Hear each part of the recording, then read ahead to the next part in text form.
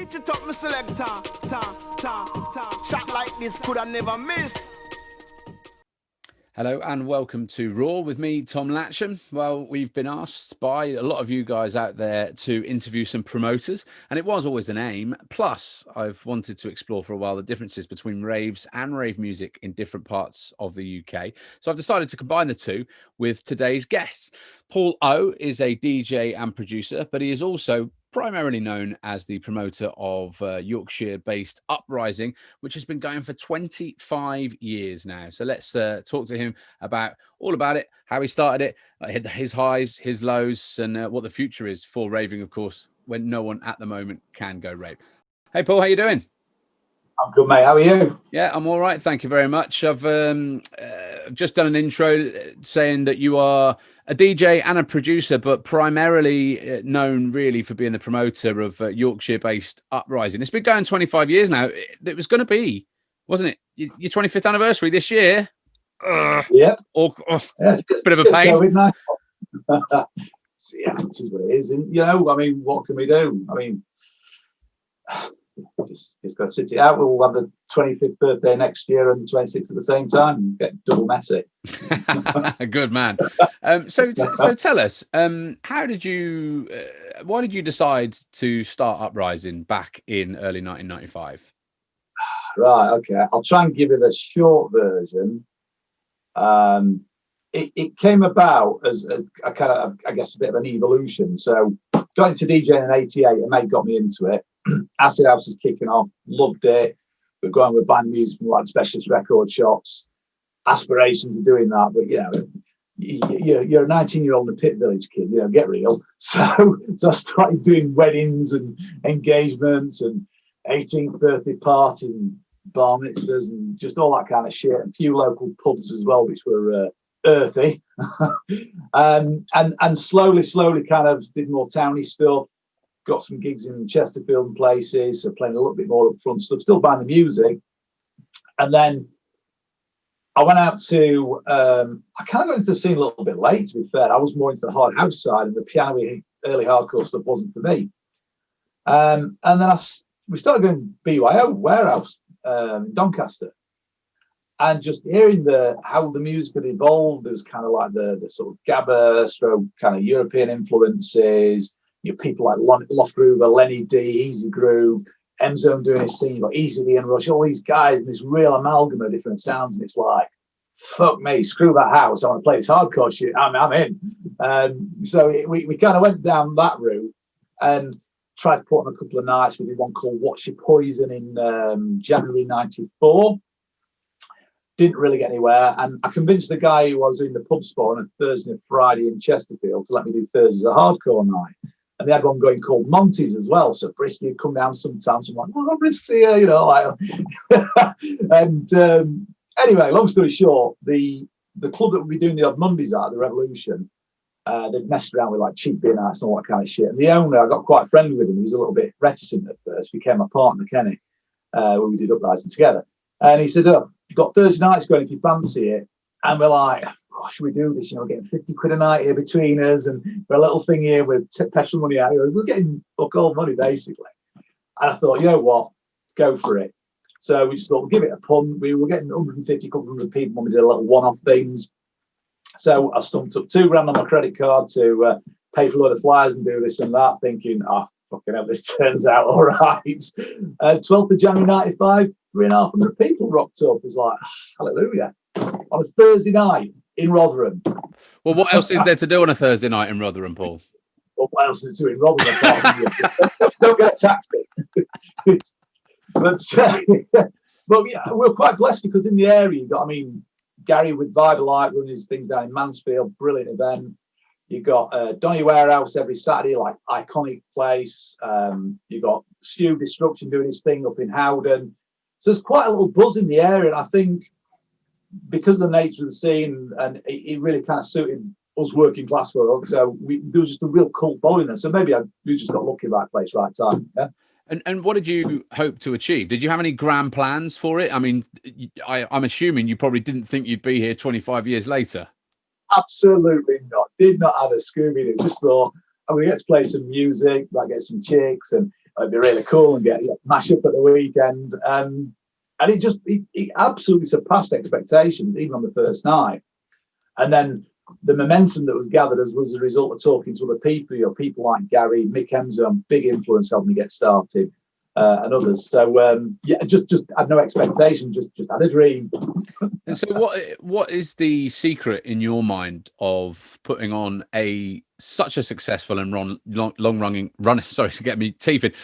event? There's a question. I think you've got to be close to your crowd, and I think you've got to build that cult following. People talk about it and say that, and I think you've also, and this is where the likes of Warehouse and Destruction at the time did well, was because the promoters, and in our case resident DJs as well, we were genuinely into the music. We loved it. We were going out and living it. We were proper music geeks.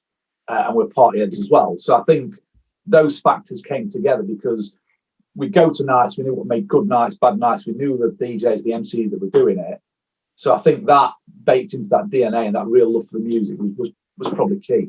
Well, in terms of the music, I said in my intro that I'd wanted to explore for a while the differing types of rave and rave music around the country, because they are very different. I've always found it like amusing that Brisk lived in Southampton, but in Southampton it was it's in the south it was all break beats, and up north, so he ended up becoming sort of a resident at Kinetic, and he had to drive every bloody week to play the music that he really liked because it was so hard and it was only liked in the north. So in terms of music and the mindsets, in your mind, what are the differences between the north and the Midlands and the south? I think you've kind of covered it, and certainly when we were starting out, there was quite a distinct difference. I mean, that doesn't mean that people went into happy hardcore in the north, because they were. You got like Pleasure Dome, for example, who did pretty well with it. But yeah, predominantly you could see a real kind of evolution in style.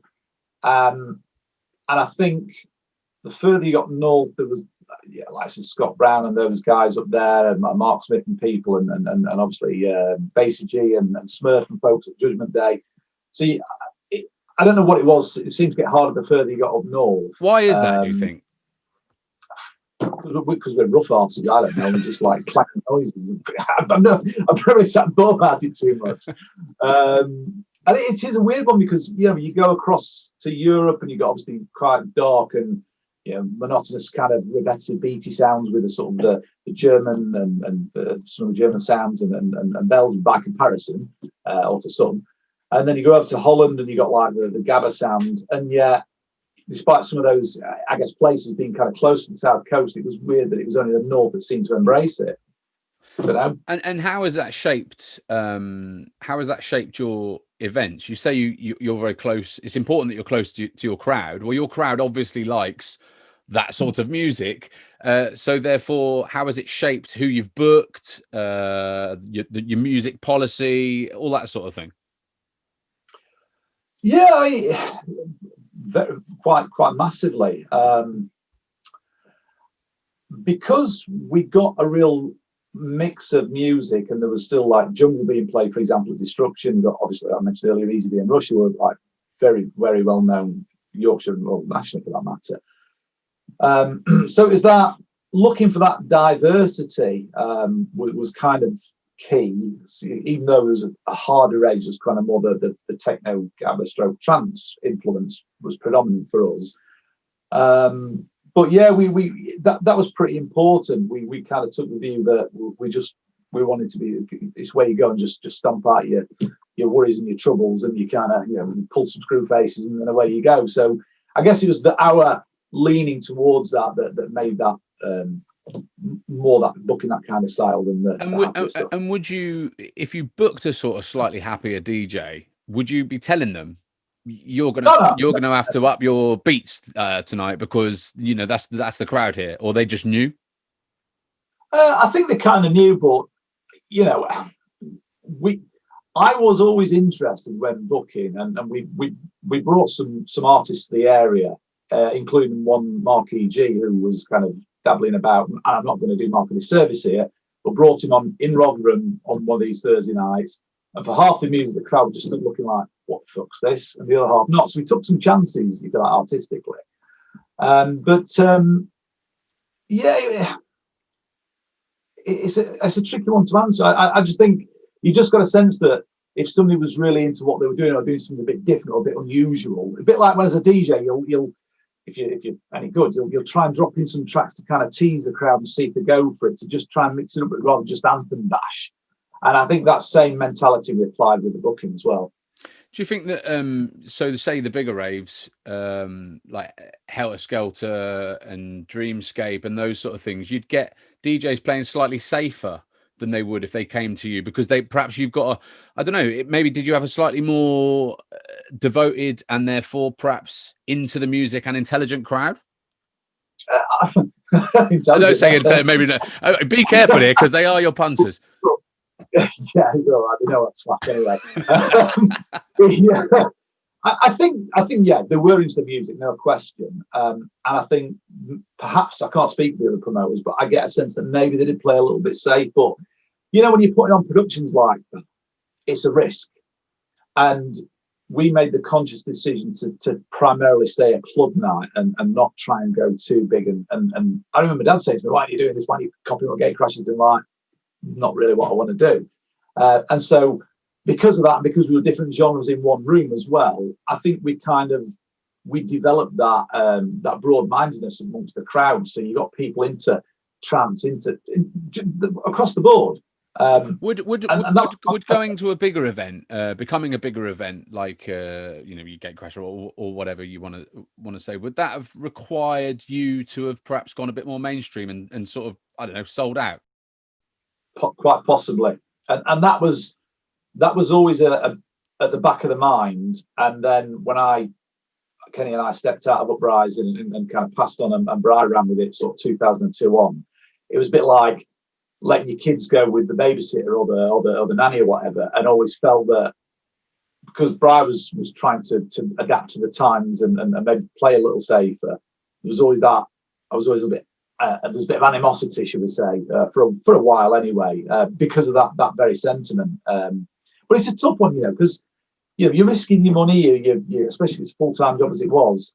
On the one hand, it's kind of easy to be critical, but at the same time, you've got to think it's a juggling act. But I think some people just play it too safe, and when they could, maybe experiment a little bit. And I mean, after all, if everybody's off their heads, then you can probably push the boundary a little bit there, and it's not like they're just going to all walk out of the building, right?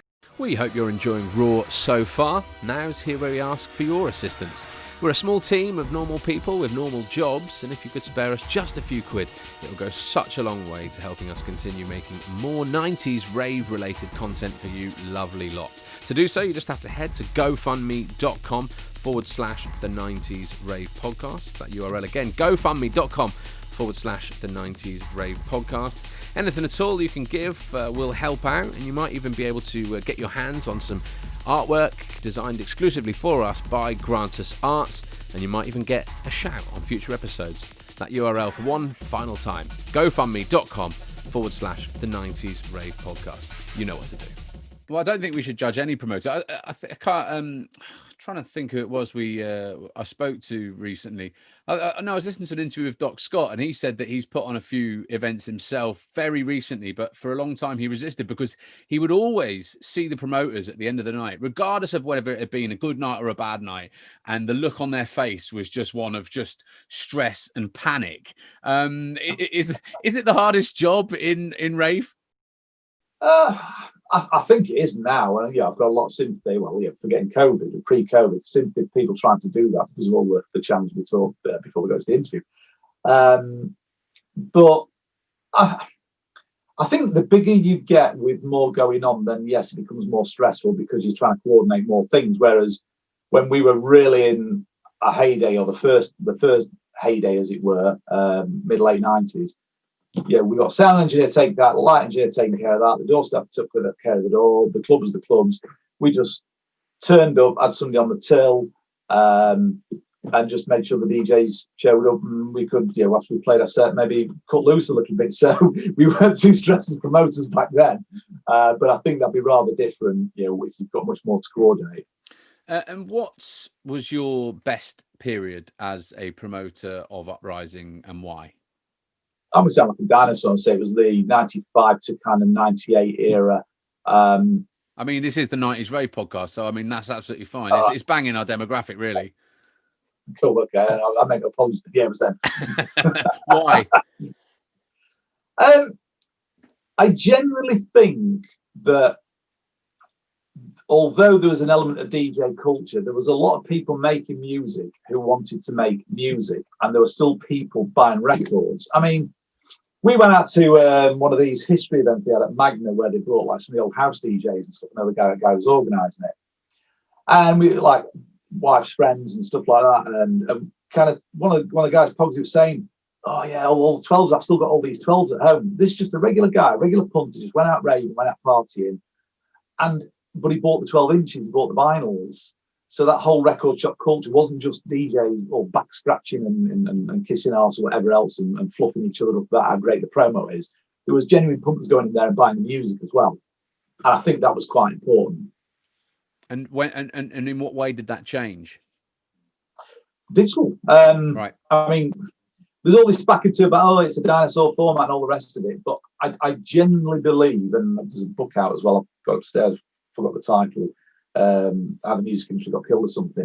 And it was the coming together of kind of music on the internet being available and file sharing, MP3 format, people going CD. So you've not got something physical you can kind of go, yeah, this is it, and there's a sleeve notes and all, you'll skin up on it or whatever else. There was something you physically had, and that's why Discogs is going batshit crazy, because everybody's wanting this vinyl again because it's collectible, whereas a load of files on an SSD drive, who cares? Yeah, I think as well, Lunacy said it when we interviewed him. It's sort of like the Netflixification of society. If you've got so much at your fingertips, you've actually got nothing. And so I don't have, for example, now linear TV, right? I got rid of normal television, so to speak. And I've got everything. I've got Netflix, I've got iPlayer, I've got all that stuff. But I actually don't watch very much TV anymore, because sometimes you need to be guided in a direction and told what you should be listening to. Yeah, exactly that. It's like the, I used to say, it's like the chicken nuggets thing, where parents go, "Oh, like the kids only eat chicken nuggets." It's like, because you're not trying to kind of coerce them with something else and broadening the palette. Of course, always asking fucking chicken nuggets. The same with like, I just want the same template pattern hardcore shite that's around now, because that's all they're being fed. They don't know any better. So I absolutely agree with that. And I was saying to the daughter that talking about albums, they're always skipping through albums. I said, I know it's going to sound like, okay, boomer, but you put the album on or CD and you put it on and you listen to it, and then there'll be a couple of tracks in there that you didn't like at first, and then become growers and be like, all of a sudden you learn to appreciate that and you kind of get into it, and you kind of see it different. Whereas now they'll just go skip, as you say, the Netflixization of media. And so that was definitely. So that was the best period for you, was the 95 to 98. What about the worst, and why? I think back end of the 90s, because the kind of that happy hardcore, and I'm not picking on happy hardcore, by the way, don't I'm not being an arse, but it seemed to become predominant, and because that was popular, I remember like the disties and stuff, it was more, if you were doing that, they were interested. You can do something a little bit off the wall, they weren't.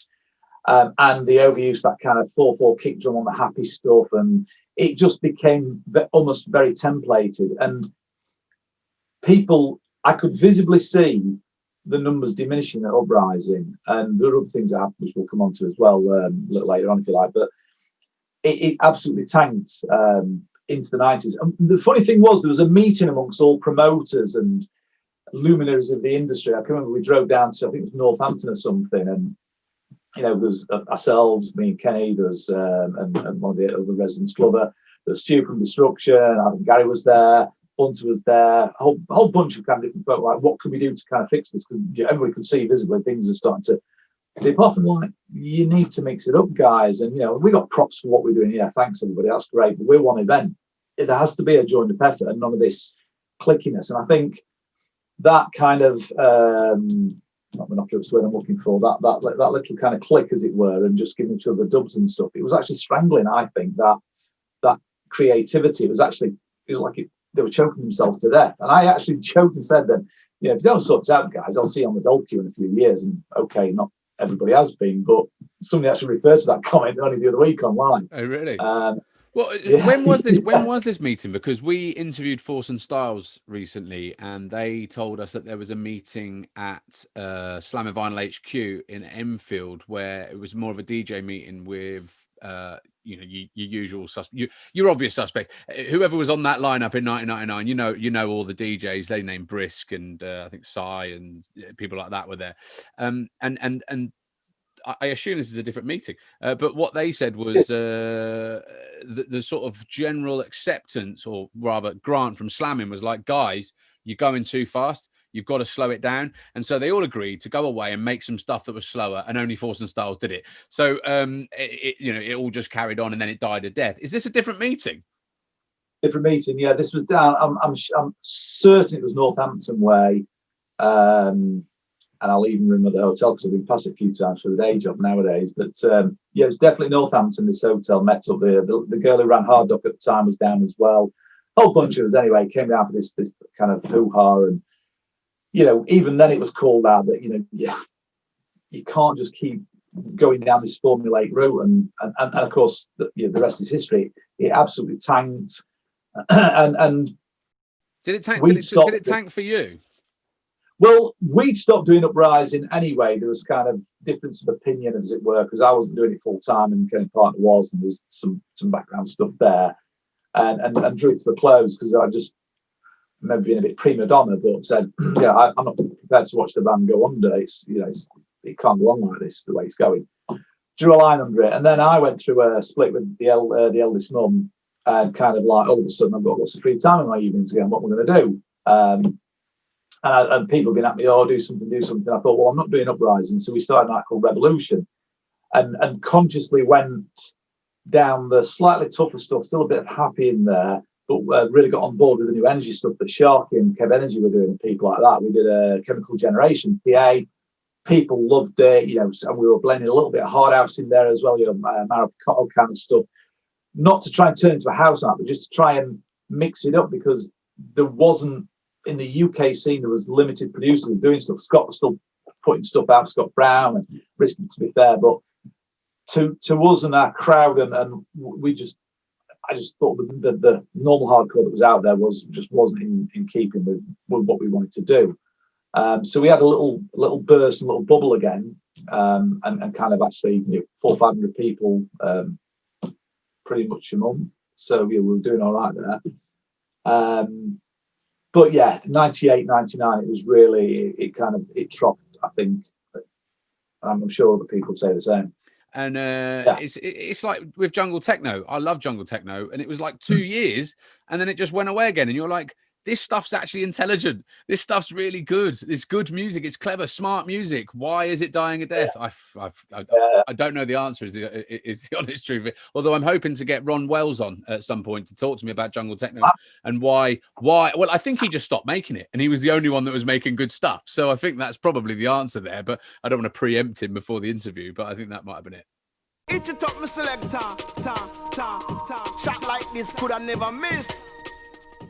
But that's back to what I said earlier. If you've not got people producing because they want to do good stuff, you've got no scene. Because fast forward to today, and the only way to be a DJ is to get recognised for tracks. Therefore, I'm going to make a track so I get DJ gigs. Are you really putting that love and passion and that creativity into that track? When I hear people saying, "I'm going to the studio today to make a track," I don't know it's going to be any good. You don't just like make it happen. Sometimes it can, and sometimes it can come quick, but other times it's like you might have ideas kicking around, you tuck them away on Cubase, whatever, and then come back to them in 3 months and have this spark of inspiration, and boom, and you've written a masterpiece. But I like back to you said, that intelligent, not that I want to use that word too much, but good quality music. It's got some longevity to it that isn't just going to be that sugar rush that people eventually get bored of, which I what think that's probably what I did happen with hardcore. And if you could pick one rave that you've put on over the years that was the very best, it stands out as your pinnacle, what would it be and why? I think it was probably we did an all-nighter in August 96. No, it can't be. It must be 90. No, August 96. Yeah, I'm pretty sure it was. And we called it 909. We've done the first all-nighter. And it was just absolutely hammered. And we had somewhere in the region like 1,100 people in the Adelphi. And it was packed. I mean, even with the marquee and stuff, it was absolutely packed. And a whole mix of different people on the lineup.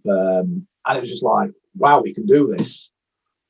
We just, I think Bank Holiday is something just like, wow, we've kind of made it. What's that buzz like? It's weird. There is a real energy about like a load of people in the club just going fucking nuts for tunes, and you're like, whether you're playing it yourself, as I was playing stuff like this, the Death Chance, whatever, or you got M Zone dropping some like fresh trance, or Kenny dropping his really kind of the deeper sort of housey trance stuff. Just watching that crowd going nuts and watching that jock work in that crowd, and just the whole place was electric. The entire place. None of this kind of people on phones or just nodding or whatever else. They went in and they went into stomp. And just you can't describe that. And it's quite funny when it's like guys who work for me now, early 20s, and they're kind of going out, and one or two got onto what I was doing. In fact, I saw Chris Unknown actually within the day job. That's another story. And they're laughing about the old rave videos. I said, number one, we didn't care about campgrounds back then, guys. But number two, we went, we partied. That was what we did. We didn't worry about Insta pictures or anything like that. And I think, do you think that'll ever come back? Because I mean, social media appears that it might well be here to stay now, and that is a big problem. Camera phones are certainly not going anywhere, are they? But do you think that those days will be lost, or rather very much more rare, I suppose? But I always live in hope, and this is one of the reasons I've kind of hung around a bit like a bad smell, in that there's going to be another youth kind of music culture movement. I'd say the last big one was the rave scene, or maybe, I don't know, the grime scene, you could say, as more recently. But there hasn't really, I've not really seen that kind of movement. And I think, although there might be, social media and cameras, I think, will still get in the way, because I don't think young people nowadays are as necessarily predisposed to just going out and getting wrecked. But I don't know, because I'm not one. Boring bastards. Which have you had any raves that just bombs? Yeah, I mean, we did a Halloween Uprising 3 or 4 years ago. Brought me a fight across. I think the club didn't help, and that were tanked. We did old school revival night called Recycle a few years ago, and we struggled with that one. A couple of 300 people in. You don't always have it your own way, and I think for a while, even when I did Revolution and some others, you get into that almost not quite arrogance, but you just think, it's just going to be like when we've done an Uprising, and then actually only 300 come through the door, and you've got to go and grab some more cash. It's like and that knocks that overconfidence a little bit, and you realise that you've just got to work for this and earn those punters, because it's a different set of punters that's coming through now, and you've got to make sure you're tapping into those guys like you were the original lot. How have you changed if you have the approach to your raves now that there are a different generation of ravers coming through the door? That's a good question. So Bright Top Roof took over in 2002. As I say, I kind of quite a difference of viewpoint in terms of kind of musical direction. And we kind of came back together in 2013, kind of been at me a few times. He just said, I want it to be like it was again. I think he'd come to realise that, yes, we've done some collabs with Kieran Keys, and that guy puts on some big events, and he's gone off to do bigger and better things. And although I don't agree with the musical direction of what he does, I've got to look at the guy and say, fair play. But I think for us, it was almost kind of getting back to basics. How can we maintain the spirit of the original events and what made it special, but try and evolve musically? So what we tried to do then was intersperse the old school, to some criticism from some of the new promoters who are trying to get along, but then bringing in a couple of names or bringing people we know are still doing new music and mixing it up a little bit just to try and keep a foot in either camp. But it's tough. It's a lot tougher now. Why is it tougher now? For what reasons? I think because you'll get our era of ravers, the 90s ravers, as it were, kind of coming along, and they'll only come once a while because we've all got grown-up stuff to do, right? We've all got mortgages and kids and responsibilities, and we don't want to get mashed up on a Saturday night because we'll be hanging out of our asses on a Monday and the rest, and the Tuesday and the Wednesday. So you're not as likely to do that, and I think also a lot of people say they're going to come and this is the other thing happening with the whole Facebook promo at the minute. It's like 10,000 likes don't mean a shit, mate. We got the last one we put out there, we got 42,000 views of our announcement of the event in 24 hours. That's no organic, no paid, right. No nothing. Just people going batshit crazy. You're looking it up. We're looking at stats just thinking, wow. But I knew that ain't going to equate to like even a 10% of that coming through the door. I'm real. That's probably going to mean we'll get 800,000 people maybe coming along. So to the question of like, it's tough. It's hard to try and get that balance because the old lot won't necessarily come out even though everybody likes and says they're coming all that bollocks. And then, are we doing enough to entice the younger crowd in? Are they still going to listen to the music that they used to listen to, their brothers, sisters, mums, dads, whatever? Are they going to want to hear something new, or are they going to think, we're a little bit like ancient, a bit irrelevant? And that's the juggling act. Have you ever come close to going out of business, to going bankrupt?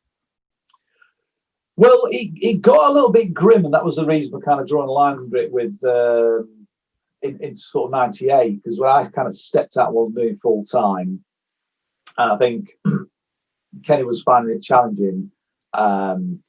And obviously, if you're still operating on the cost and the model that you were when you haven't quite got the money coming through the door, then you start cutting corners. And I could see that things were going to get a little bit pear-shaped, so I kind of draw a stop. But no, we didn't. And then after the Revolution thing, we decided to start up Uprising again, so we all put the band back together. But Kenny and I got family commitments, so Brian took it on. So he took it on through the real tough years of 2002 to 2004-05 as the Rave baby kind of boom started. And he had to work hard for that, to his credit. So I don't think quite bankrupt, but he certainly had to earn his money, that's for sure. And what's been your lowest point as a promoter? Yeah, watching somebody die. Pretty sorry to lower the tone, guys, but shit's happened. I'm sure we've all lost mates, people along the way. This girl actually used to come. I actually trained because when I was a tech guy before the DJing took off. She was one of the students on the IT training that I did, so I knew all her friends and everything else. Took a bad turn in the club, thought she was coming okay. She wanted to go back home and stuff, so went back to see if she was okay. Went back to the club, wrapped up the night, thought we'll go back and check and make sure she's still okay. Went back, and she'd obviously body had shut down. By the sounds of things, she took way too much speed and stuff, and she was probably dead by the time she was in the body in the first place. But trying to resuscitate her and literally watching somebody die is pretty grim, man. So that was probably the lowest point, and that for me was, I've had enough of this shit. I'm out of this, and took a good few months to kind of get my head back into, you still love music, so separate the two. Did it live with you? That, I mean, yeah. Ultimately, we go to raves and people take drugs. That happens, and unfortunately, when people do change the chemicals in their body, they are sometimes prone to this sort of thing happening. So it's clearly not your fault, but it was at your event. Yeah. It was at your event. Does it live with you? It did for a while, and then let's just say somebody I know who was in the distribution industry said to me, "Did you sell them to her?" Well, of course not. He said, "Well, so what's your problem?" I said, "Even if I'd have sold somebody some, I wouldn't feel bad about it." I said, "I can't be held responsible for what somebody chooses to do with their body and whether they choose to do that." He says, "You need to get your head around that." And it was quite a blunt thing to say at the time, but I kind of thought about that. And afterwards, you still think about it, but I've reconciled it, I guess. Okay. On more positive note, I'm interested to know which artists that you book just always go down a storm. Oh God, crikey. Mark E.G., I think because obviously we discovered him, that'd be doing a guy a disservice, but because we kind of brought him along and introduced him to Mickey Enzo, and then he got introduced to the Warehouse and stuff like that, it's become a firm favourite kind of locally, and obviously he's gone nationally to do fantastic things.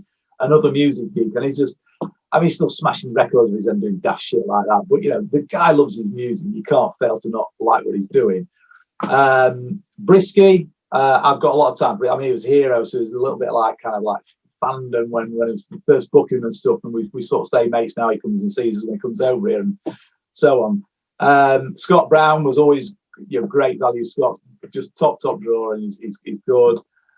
Cy was always good for us. You know, we've had him just recently as well. I mean, again, absolutely top drawer.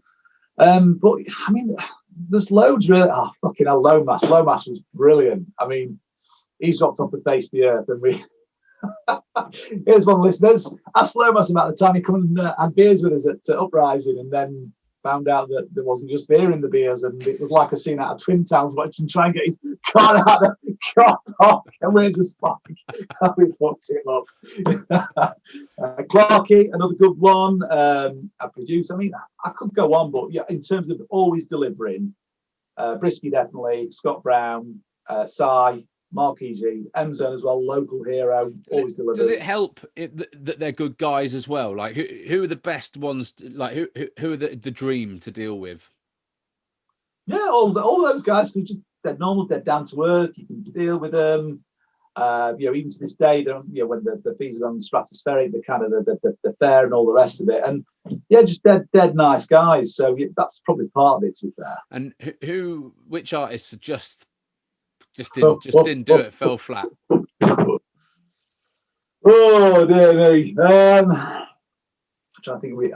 I booked Paul Elstack once, and I thought he was just an arrogant twat. When I've heard that. booking, you're not the first person I've heard that. I just, you know, like you, it was kind of not quite hero, but oh yeah, it's really cool. And then just booked and just thought, cunt. So that one out. Not a massive fan of some of the happier guys, just because it just always felt a little bit false. And you know, you have, let's just say somebody whose name begins with D, you book them and they just wouldn't turn up. And the rumor was that for anyone listening on podcast, my face is a thinking face. I'm trying to think who begins with a D.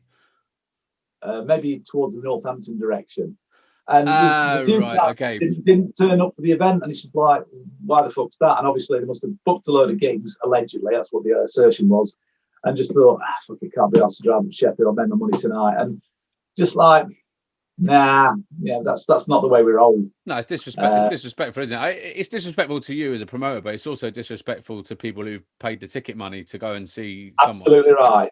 Yeah, I'm always big on that. You know, we're charging people and saying we're putting something on, we damn well want to give them what they paid for. So I have a real issue with that. And then the other one, who famous prima donna, who got spanked and put on his arse on stage in front of 800 punters, was a certain MC Storm. Oh, did he? Yeah. Was it the biggest? Was it the biggest cheer you've ever had? That one? Oh, mate, I tell you. Tell us this. Come on, tell us this story, Paul. Come on, you can't now not tell us this story. So, and there's a certain Poetic Justice there, although it came before rather than afterwards. But obviously, Storm used to be buddy up the side, and I think fairly safe to say, had it not been for Sign riding his coattails, he wouldn't be where he was. There, I said it. And he'd come along, and he'd obviously come, and we wouldn't normally book other people's MCs, and I know there's a lot of negativity around our MCs because we don't shut up. Yeah, all right, I hear you.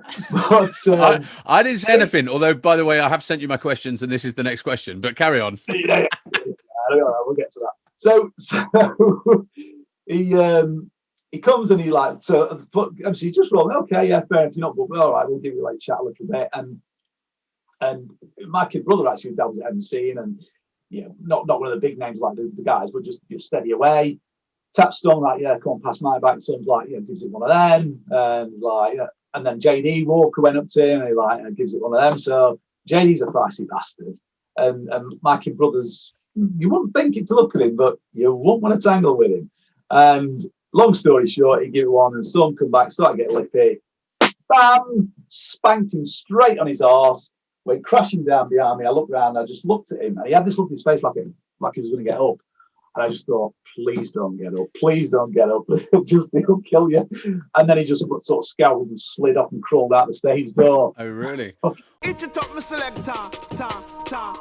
Shot like this could have never missed. What I find interesting about the hardcore scene and even the jungle and drum and bass scene, although it is much bigger now, and they are genuinely bona fide international stars, some of these guys. You're not David Guetta, guys. Like, I mean, you are performing. Have you? So sometimes there was one DJ, I won't name him, and I went up to him and I was like, I'm thinking about naming my dog after you when I get a dog, because you've got a great name. And he was like, honestly, he couldn't look less impressed. And I was like, have you seen who you're playing to here? I've just told you I'm going to name my dog after you, and you're playing to 200 toothless simpletons in this fucking club. Like, come on, mate. You should be saying, "You'll marry my daughter." Like, anyway, whatever. Like, but you just think, come on, man. This is meant to be fun. It's just a laugh. We all like this stuff. It's not super serious. It's not big. It's not a big deal, is it? It's just lots of people meant to be having fun and enjoying themselves, and people often do take themselves too seriously. But that's artists, right, Paul? Well, yeah, but I suppose that's maybe why we've not been that successful, because we've not took ourselves too seriously. But then equally, that's probably why we've had the longevity, because, yeah, I'm good for pissing Uprising. I stood there just a sneaking crap, mind my own business. Oh, yeah, Paulo, we can make, yeah, what's this tune? And I'm like, just let's have a piss, mate. Just give us a minute, you know. But, yeah, that's the fun of the fair, right?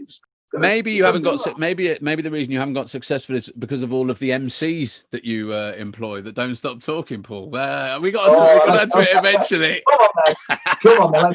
Well, look, the Northern MCs, we know they all get a lot of flack from people from outside of Yorkshire, really, for their style. But why do you think it is that they're so popular for you guys, and they do so well for you? They are incredibly popular among your punters, but just nowhere else. Yeah, it's a mad thing. I think. So when I first was starting going out and buying tapes, and I wasn't massively into the MCs, and of course going Vibalite, obviously went anywhere else, going Vibalite as well, and much more kind of underplayed a little bit. But it was a style that is predominantly 3 MCs, and that's Marcus, JD Walker. And they just, I mean, they're all into music. That's the mad thing. You think, like, okay, they're not into music, it's trash. I mean, Nats is a massive music head, like cross genres. But they were all obviously come from that kind of Jamaican sound system kind of background and chatting the lyrics. And I think because that was quite unusual in raves, and we were kind of, because these guys were quite close, there was a bit of chemistry there. And JD was quite deep with his lyrics, and Mark was just like a bit party head.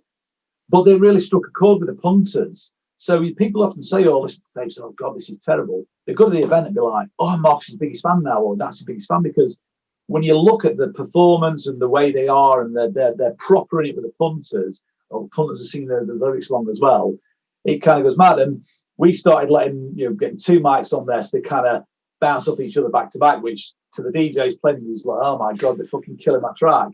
But the punters just like lapping it all, I was thinking this is the best thing ever. Yeah, when the record shop in Donny, Rhythm Nation was a brilliant shop. We get kids coming in and saying, can I have tapes from that song? And we go like, what DJ? And we go, just want one with that song. Like, fucking hell. Just like, what the hell is this? So we kind of created this monster, and then of course, it's gone batshit crazy anyway with like the modern MCs where I spit 32 bars and all this kind of bollocks. But the problem with them is they're a poor imitation. They're like a fucking Poundland M&M version of like what these guys were, because there isn't the musical influence, there isn't the tonality in the voice or any of that. And yeah, I know they rip off some ragga lyrics, but it just ain't the same.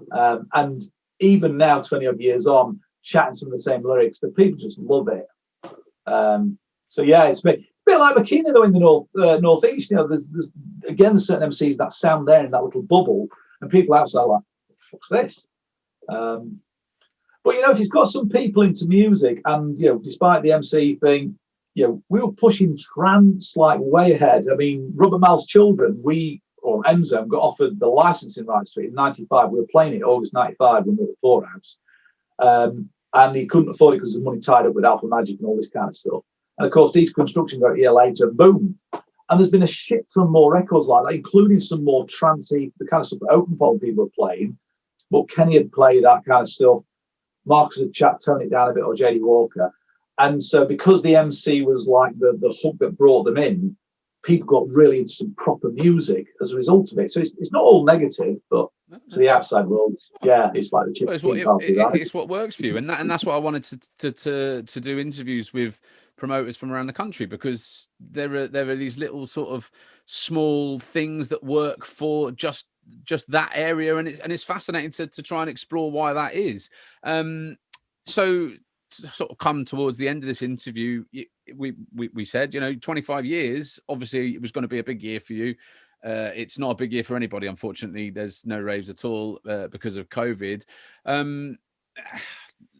How did you feel about it when it came in, COVID, sort of back in February, March time?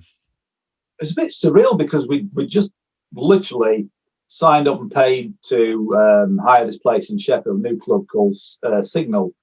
And well, it's 2 rooms actually. It's quite a funky little place. So we were quite looking forward to it. Got a decent lineup teed up, got clerking people so we're working towards it. And obviously there's the kind of COVID thing happening. And I can remember being in London, and I was meant to be back down the next week and book the train ticket and stuff. And wife kind of got wind that was possibly a lockdown coming when it wasn't really being hinted at. And then sure enough, as suggested, there was.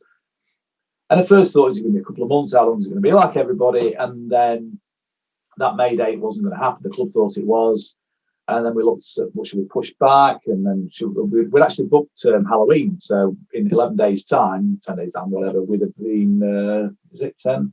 10 days time, we'd have been Friday the 30th. We'd have been doing it then. And I said, as things went on, this ain't happening. And not only is it not happening this year, it's going to be well into next year, because I've seen some of these events kind of being put on with tables and stuff like that, but we're not that kind of event, where 700-800 people in a room, up close and personal, pulling screw faces, dripping with sweat, and stomping it out, leaving holes in the dance floor. So that's just like a COVID nightmare, right? And we chatted about this. Brian, Kenny, myself, and just took the view that if we can't put the events on in the way that we want to put them on, then we can't put them on. It's not feasible. And have you lost money through that of having to postpone? Luckily, not too much. I mean, I'm getting pressed for somebody to get a DJ across and book flights. Clark, I was kind of, and this is not a comment on Rich, by the way. It was Andy trying to organise stuff and getting sorted. And I said, well, are we sure we'll be able to do this? And I think just at the time we're about to stump up and pay deposits and book flights and all that kind of stuff, it didn't happen. And the other guys who we kind of spoke to, they were just like, yeah, cool. So luckily, not too much. We've still got money sat with the club. So, assuming we can go ahead next year, we'll just proceed, but a year later. You should have applied to the government fund. You've seen Sunday Essentials got some money, despite having not put on an event since 2017. The Boiler Room has got a load of money as well from the government, despite the fact that they're funded by hedge funds and that sort of stuff. And they've never made I don't think they pay their artists, and they've never turned a profit in their entire time. They're getting the money. You should have applied for that. Yeah, I bet it's fucking gifted Mr. Rain a fucking lifeline with his shenanigans. Gate crasher. I mean, that's a questionable organisation, and that's putting it politely. That's putting it legally. Well, I outed him for some shenanigans as well. That he tried to insinuate that I was being slanderous, and it's like, here's the visible proof, mate, of what you've done. Argue that. Your name all over it. It's true. The ultimate defence to libel is truth, of course. Yeah. Well, you crack on, mate. I'll hang on. What's that? Oh, dust on my phone. Not ringing yet. No lawyer. My view on that is, I think there's lots of other people suffering. I mean, I feel I've got a friend who's got runs a dancing company. Obviously, the artists and people who I know are still doing this full time, they're struggling, and fucking retrain bollocks. I mean, seriously, I think what they should do, instead of, as you pointed out, propping up these clubs that on the face of it are legitimate businesses and can blag it, maybe look at some way of helping people who are typically just sole traders, one man band, whatever, artists, and how to help them, because they're screwed. I mean, I was chatting with Andy Bowler, and he's had no work, he's had nothing. All the guy's done is for 25 years is been in the music scene. Where's his help? So clubs, I wouldn't even dream of doing anything like that. It just takes the piss, and they should fucking hang their heads. What do you view then as a promoter as the future of raving post-COVID? You're asking a guy who turned 50 a year or so ago what I think the future of raving is. Are you serious? You're looking good on it, mate. I tell you, them teeth are absolutely sparkling white. They're not, mate. They're in fact, the wife said you need to go and have looks at it again. All right, yeah, not just don't come out looking like a fridge. But I really don't know. I mean, for a while, it's like I've tried to keep a hand in the music and think I'm still got a hand there. So I've got a sense of what I think people might want to hear. But I've kind of, I'm old Ned. I'm going around the back of the fields now to pasture, and then one day, sorry, Ned.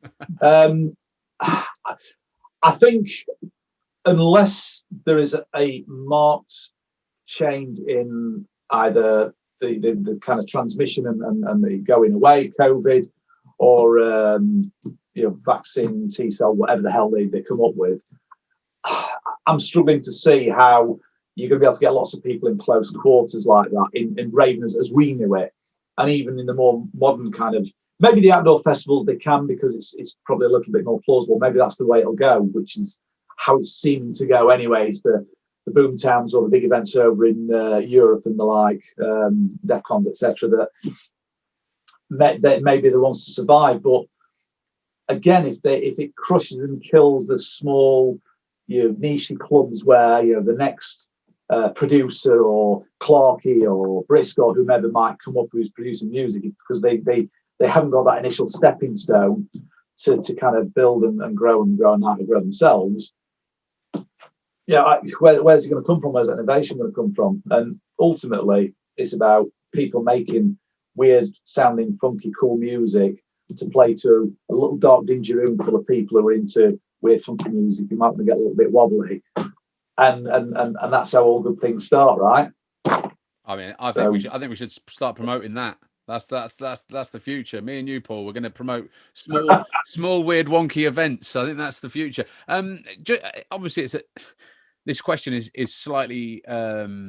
This next question is slightly clouded by COVID, and so if you can put COVID to one side, I know it's difficult to do so. But what advice would you have for would-be promoters? One piece of advice. Wow. I think you have to be into your crowd. The Facebook promo and stuff like that's great, and socials great, but there's no commitment.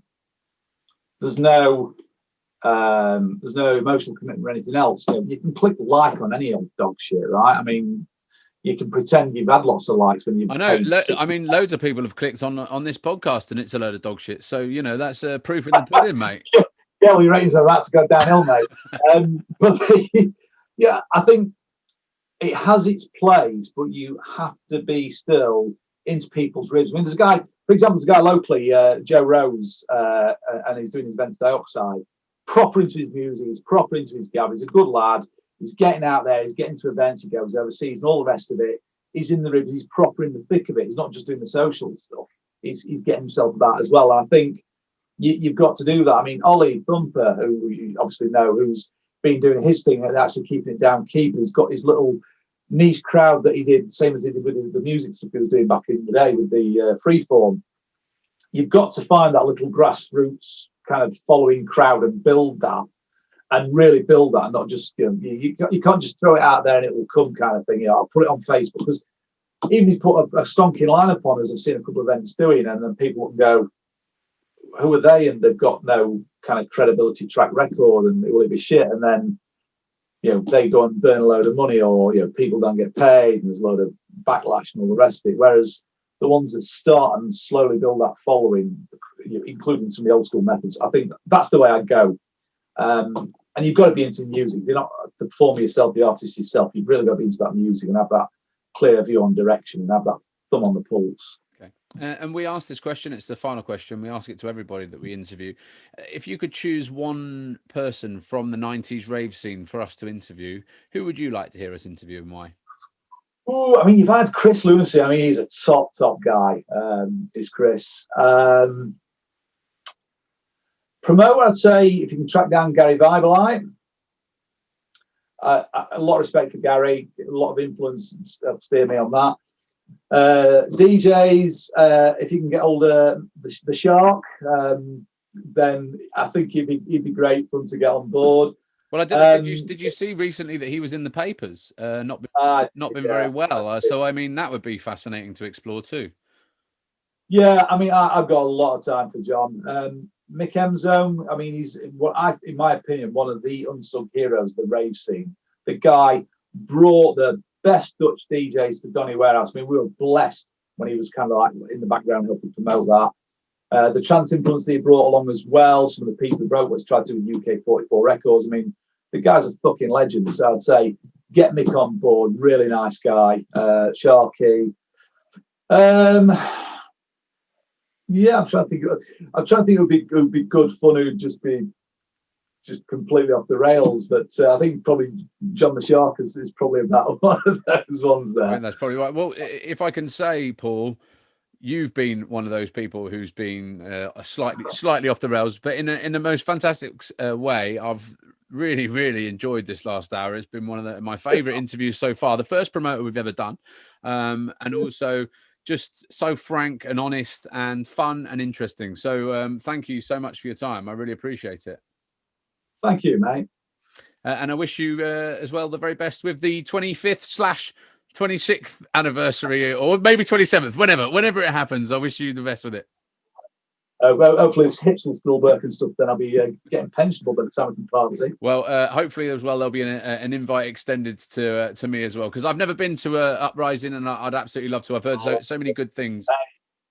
Mate, you're on the list. You're on the list. Good man. Tell me how shit the MCs are then, or you can tell them, and then we'll... I might not. I might keep it to myself this time. Yeah. I'm sure you'll come to love them as everybody else, and you'll be like a kiss in it. Top man. Paul, thank you, mate. All right, mate. Cheers. That's Paul O, the infamous, famous, legendary promoter of Sheffield-based Rave Uprising, now being over 25 years. Their anniversary will be along soon. Don't you worry. Well, that's it from this week's edition of Raw. We hope you've enjoyed tuning in. If you want to give us a hand to create more and better 90s rave-related content while getting shouts on future episodes and getting your hands on some artwork designed exclusively for us by Grantus Arts, you can do so by heading to gofundme.com/the 90s Rave podcast. Just a few quid will help, anything at all, frankly, but it would go a long way to helping us keep this thing going. That address again, gofundme.com/the 90s Rave podcast, and we'll see you all next week.